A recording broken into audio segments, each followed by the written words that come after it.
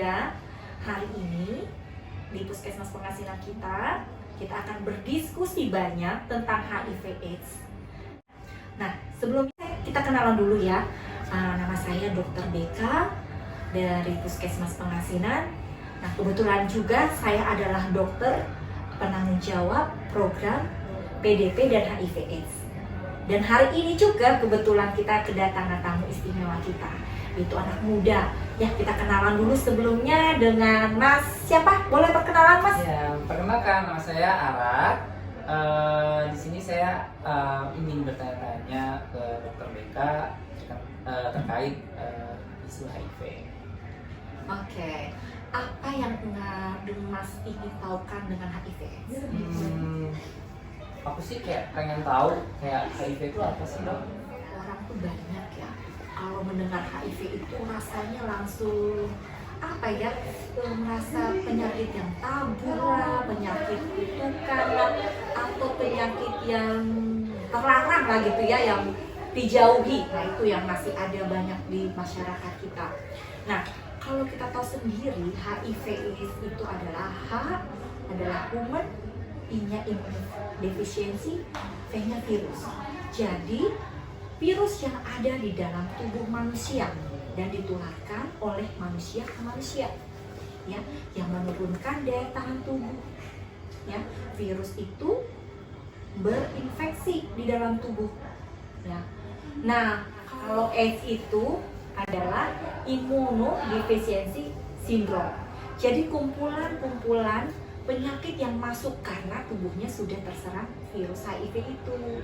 Jadi penyakit kayak parasit, kuman bakteri, virus, jamur, parasit itu masuk ke dalam tubuhnya karena tubuhnya juga kekebalannya menurun, immunodeficiency. Jadi semua kumpulan penyakitnya banyak. Diare, masuk batuk lamaan, TB lah, terus mulut sariawan lah. Nah, seperti itu. Nah, itu dan masuk ke arah AIDS. Jadi HIV itu lebih ke arah virus dan AIDS itu lebih ke arah penyakit. Iya. Jadi kalau orang HIV itu Mas Arad belum tentu dia AIDS. Ya. Tapi kalau sudah AIDS, pasti dia kan sudah ke penurunan daya imun ya. Sudah ada virus HIV-nya. Gitu Mas Arad. Oke, paling aku ada pertanyaan lagi sih, Dok. Bagaimana sih, Dok, kayak cara penularan HIV itu tersendiri? Nah, penularannya itu penularan virus itu tidak serta-merta langsung kita berdekatan. Misalnya saya pegang pasien HIV, saya langsung kena virus HIV. Tidak, ya. Penularannya dengan melalui darah yang masuk. Bagaimana nih darahnya masuknya nih? Ya, darah biasanya itu penularannya di ibu hamil, ya. Ibu hamil yang HIV-nya positif, dia tidak tahu statusnya mungkin, tapi HIV-nya positif. Nah, itu bisa menularkan ke janinnya. Terus kemudian jarum suntik, ya, pertukaran jarum suntik. Nah, itu bisa membuat dia jadi kena HIV. Terus kemudian, nah ini nih yang paling penting nih ya, kita yang suka melakukan atau orang yang selalu melakukan hubungan seks bebas, ya, kita nggak tahu mereka ada nggak yang positif di antara pasangannya itu. Nah, ini menular nih dari cairan tubuh, cairan sperma, ya, cairan vagina, itu bisa menularkan. Nah, tapi itu juga ya menularkannya itu memiliki proses, ya, tidak serta-merta langsung berhubungan langsung dia jadi HIV positif. Ya, itu. Tapi kalau mau tahu gimana ya, Dok? Kalau mau tahu saya positif apa tidak? Nah, harus dicek dulu statusnya bagaimana ya.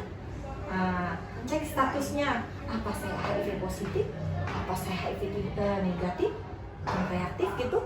Ya harus dites, tidak serta-merta langsung begitu berhubungan suami istri, misalnya suaminya positif, istrinya negatif, mereka berhubungan langsung seketika langsung kena HIV.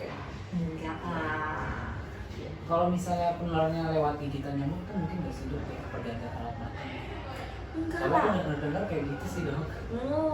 Enggak lah, dia langsung ya cairan tubuh tadi, ya intinya di cairan tubuh tadi. Terus kemudian kalau dia dari makanan, minuman, terus gigitan nyamuk tidak, karena tadi kan human, ya menularnya dari manusia ke manusia. Dia menularnya tidak serta-merta. Kalau kamu menyerahkan dirimu untuk masuk virus dengan melakukan hubungan seks bebas, tidak pakai pengaman, ya, nah tidak setia sama pasangan, nah itu kita merelakan, ya. Makanya paling penting banyakan sih ya dari hubungan seks bebas aku bilang. Jadi lebih menggunakan pengaman aja. Ya, bukan selain menggunakan pengaman, tidak melakukan hubungan bebas, seks bebas ya. Ya teman-teman kaula muda, ingat ya, harus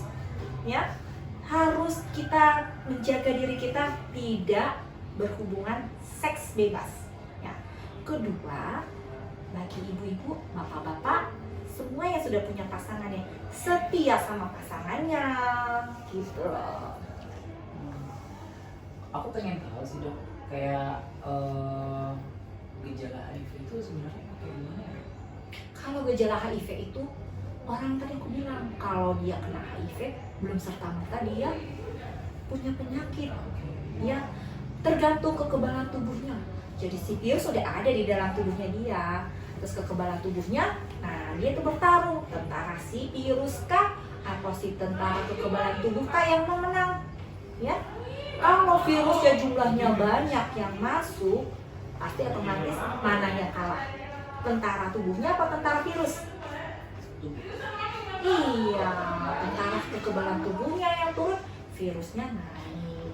Terus kemudian itu yang bikin gejala yang tadi, gejala kumpulan gejala tadi, AIDS tadi. Nah, itu yang baru namanya AIDS. Jadi kalau orang HIV ada gejalanya nggak ada, tapi kita harus mengetahui statusnya, status kita, ya.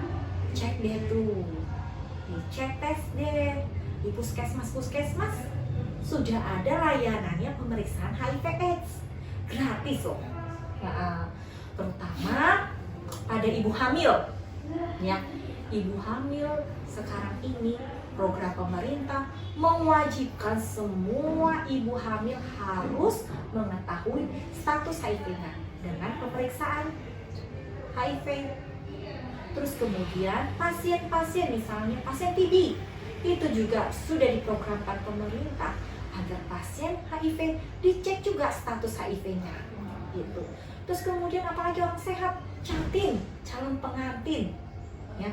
Sekarang calon pengantin juga dianjurkan untuk memeriksakan tes HIV untuk melihat statusnya, sehingga angka penularannya ya bisa kita turunkan gitu. Kalau bisa di angka 0, 30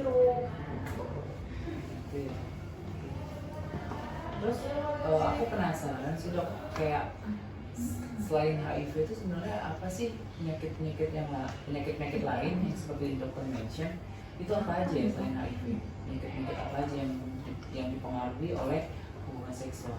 Nah, itu pintu gerbangnya si HIV itu berbarengan kadang-kadang ya. Si infeksi menular seks dari hubungan seks, penyakit menular seksnya. Biasanya ada penyakit di dalam alat kelaminnya. Jadi kan pintu masuknya itu, pintu gerbangnya itu ya. Ada yang misalnya dia masih negatif sih, misalnya. Makanya kita tuh selalu mengecek sipilis. Biasanya dibarengin sama sipilis. Kalau ibu hamil, 3 malah kita periksanya. Triple eliminasi ya. HIV-nya, sipilisnya, hepatitisnya. Itu wajib dicek. Udah syarat utama tuh. Nah, ya itu. Nah, dari itu kita untuk menurunkan nih angka HIV-nya nih gitu. Tapi itu tuh nggak bisa kita hanya sendiri, hanya tenaga kesehatan sendiri yang mengerjakannya. Harus ikut terlibat semua lintas apa? gimana sih? sektoral tentunya ya kan. Iya. Dari semua lintas sektoral, jangan hanya ngandelin tenaga kesehatan, pemerintah juga, warga juga ya. Ada warga peduli HIV/AIDS ya, bisa dibuat di Karang Taruna nih ya, diupayakan untuk penularannya, menurunkannya gitu. Ada lagi Ran?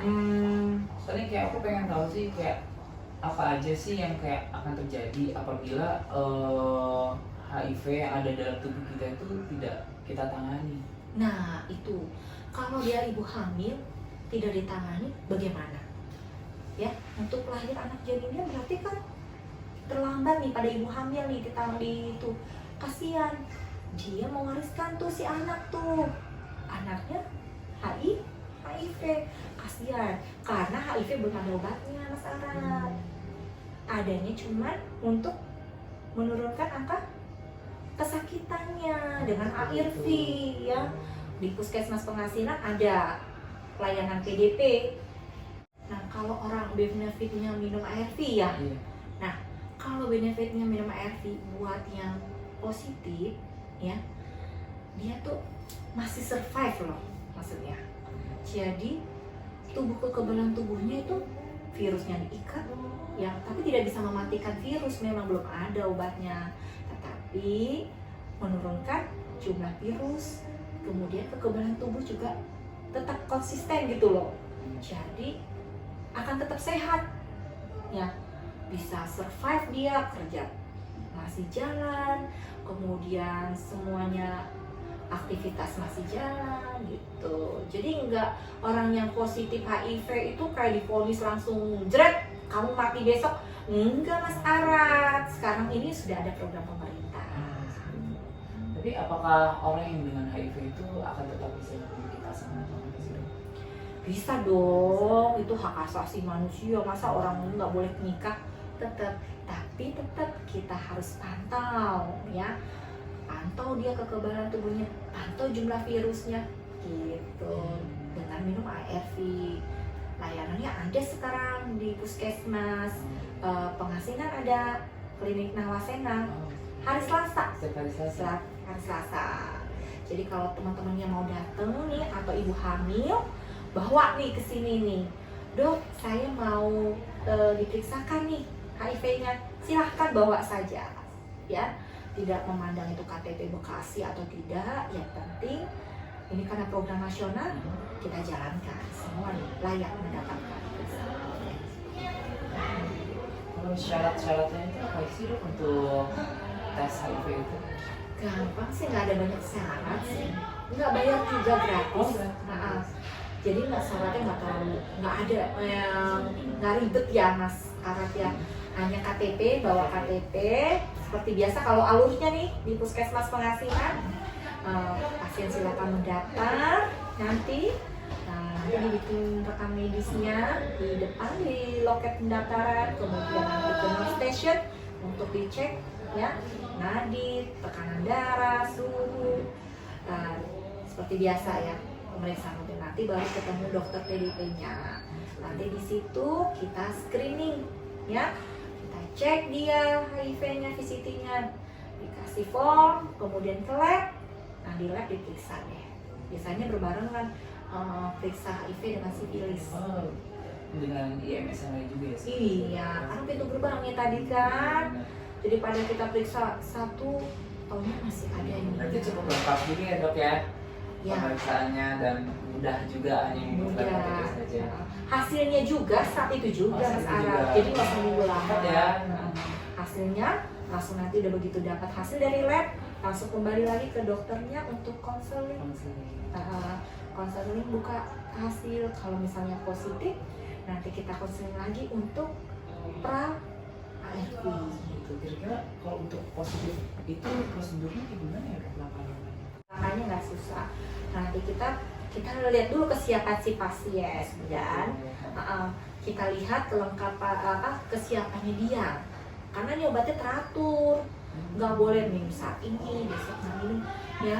Kenapa? Supaya tidak kebal obat atau obatnya tidak bermanfaat nantinya, kebal obat ya. Sekarang minum, besok nggak minum ya. ya kasihan dong tubuhnya. Kira-kira sampai berapa lama sih dok kita harus konsumsi air putih? Selalu jauh ini sih sekarang seumur hidup mas.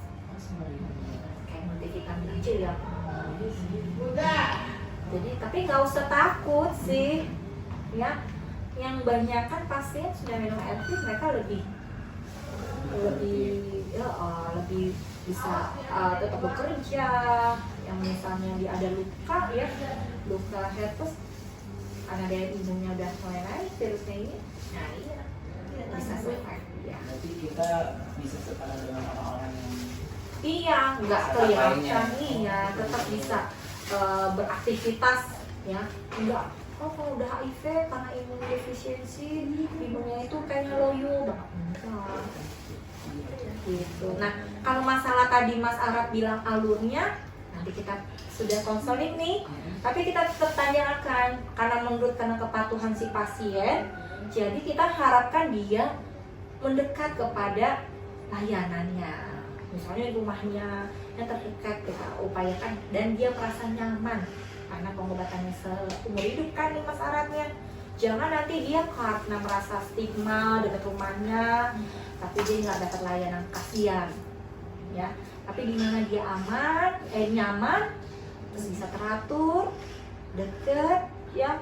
Nah, gitu.